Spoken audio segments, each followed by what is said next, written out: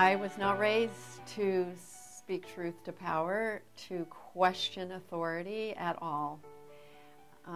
But my first diagnosis of breast cancer, I was well on my way to becoming an empowered woman. It was 1993, and I took care of it with a lumpectomy. And because I'm healthy and have a great lifestyle and not in any way what you would call at risk for breast cancer, I thought, well, that's done with it.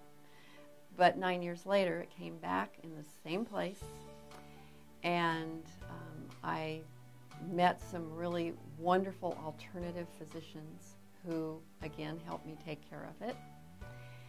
But this little C does seem to come back. I have I think, a vulnerability in my right breast that I seem to get breast cancer. But because I take care of it and take care of myself, it's always stage 1. And I've had 4 lumpectomies.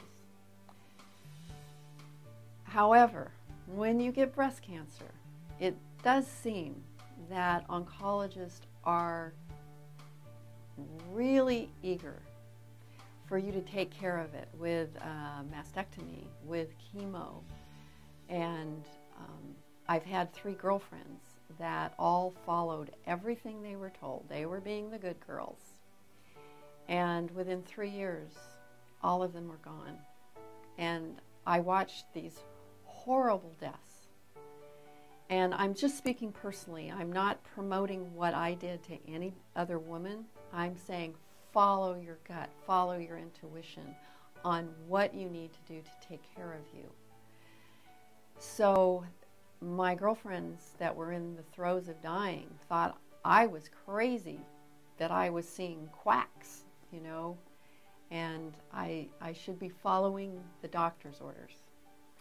And it wasn't right for me. My whole body, my whole intuitive sense would go to fear and panic and say, no, this is not the path for you.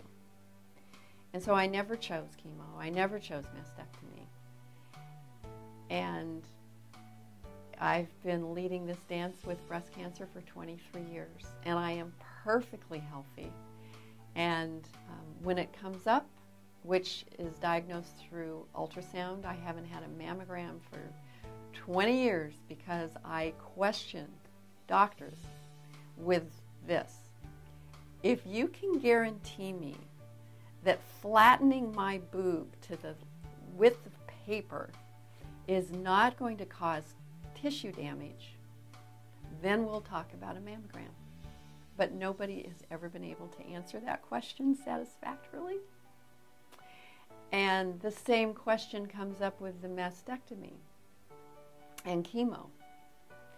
If you can promise me that destroying my immune system will help me fight cancer of all things, we can have a discussion about that, but they can't guarantee that. And so I've had oncologists argue with me. I've had them, one of them asked me, how can you be so educated and be so stupid? And I looked back at him and I said, how can you be so educated and be so stupid? I've done my research. I know the alternatives. And I know that you have to follow the party line.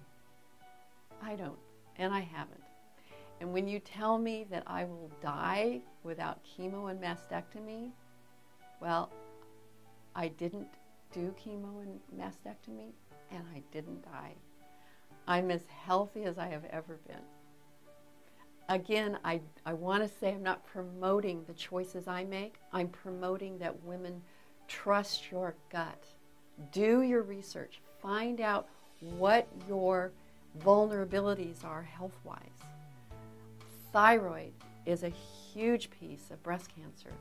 You need to have your thyroid checked out every way but Sunday, often. Your diet, vitamin D3, do your research. Vitamin D3 is critical for every woman to fight breast cancer.